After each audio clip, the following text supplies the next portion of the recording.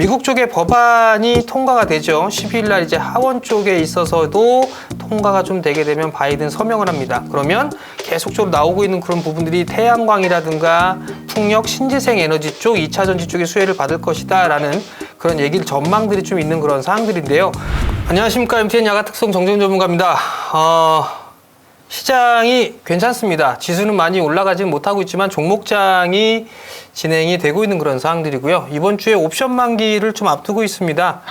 시장이 지수가 급등을 하는 그런 모습들보다는 완만한 좀 조정기가 되지 않을까라고 좀 보여지고 여전히 종목 장세가 좀 이어진다라고 좀 보시면 좋을 것 같습니다.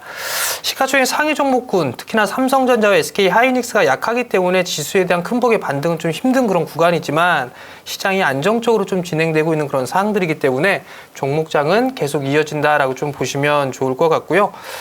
결국은 종목에 좀 집중하는 그런 전략이 좀 좋지 않을까라고 말씀을 좀 드리도록 하겠습니다.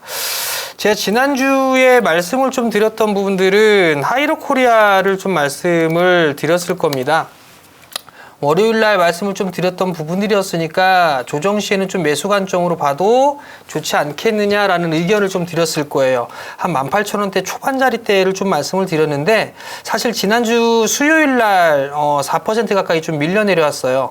그러면 이 자리대에 좀 매수를 하셨다라면 그래도 매수가 언저리거나 했을 건데 아마 월요일 날 녹화를 하고 화요일 날 매수를 만약에 하셨다라면 아마 손실권 여기실 건데 크게 걱정할 부분들은 아니다라는 거 좀 보유를 해보셔도 좀 괜찮지 않나라고 좀 보여지고요. 피팅 업체들의 실적들은 상당히 좀 좋을 겁니다. 그렇기 때문에 조정을 좀 받는다라면 매수 관점으로 좀 봐도 좋다라는 거.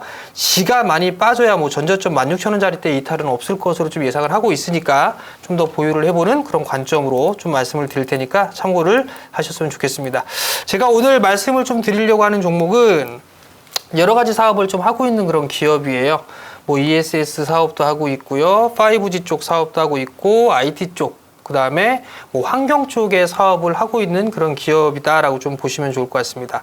미국 쪽의 법안이 통과가 되죠. 12일 날 이제 하원 쪽에 있어서도 통과가 좀 되게 되면 바이든 서명을 합니다. 그러면 계속적으로 나오고 있는 그런 부분들이 태양광이라든가 풍력, 신재생 에너지 쪽, 2차 전지 쪽의 수혜를 받을 것이다 라는 그런 얘기를 전망들이 좀 있는 그런 사항들인데요. 거기만 볼 부분들이 아니라 수소 쪽도 봐야 되고 ESS 쪽도 봐야 된다. 그 점을 좀 말씀을 드리고 싶습니다. 그 이유는 마찬가지로 신재생에 대한 부분들이 좀 필요한 그런 사항들이기 때문에 그쪽의 부분들도 성장을 해 나갈 수 있다라고 좀 보시면 좋을 것 같습니다. 그래서 제가 준비한 종목은 바로 아모그린텍이라는 기업입니다. 주가가 최근 들어서 이제 바닥을 탈피를 할까? 이렇게 고민을 하고 있는 그런 사항들인데요. 기술적인 흐름들은 잠시 뒤에 보도록 하겠고요. 이 회사의 실적을 먼저 좀 확인할 그럴 필요성이 있습니다. 실적을 좀 보게 되면 환경 쪽, 에너지 쪽 사업을 하고 있고 ESS 쪽의 사업을 영위를 하고 있는데 올해부터 이제 성장을 해 나가기 시작을 합니다.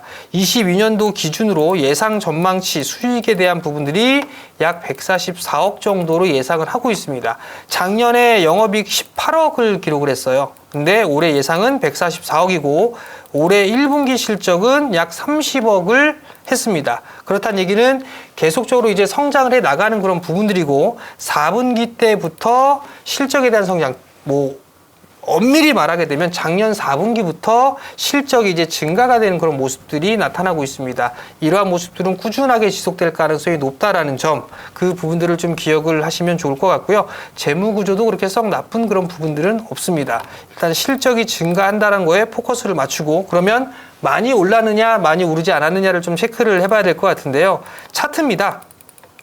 차트를 보게 되면 20년도 때 코로나 때에 6,500원대까지 밀려 내려왔다가 21년 작년에 4분기 때에 19,000원짜리대를 한번 찍어주고 난 이후에 다시 밀려 내렸어요. 근데 만원대 자리대 살짝 하회해주는 그런 모습들을 보였다가 다시 바로 회복을 해주는 그런 모습들을 보였었거든요. 결국은 이 친구는 아무리 많이 빠져도 만원짜리대를 이탈할 가능성은 적다라고 좀 보셔야 될 것 같습니다. 그리고 난 이후에 시장이 2월 달부터 돌아서는 그런 모습들이 좀 나왔었죠. 지수가 밀려 내려왔을 땐 같이 밀려 내려왔던 그런 부분들이 있지만 한 차례 상승을 해주고 전저점 자리대 이탈이 없었어요. 그렇다는 얘기는 추가적으로 좀 상승을 해 나갈 수가 있는 그런 자리대에 와 있다라고 좀 보셔야 되지 않을까라고 좀 보여지고요.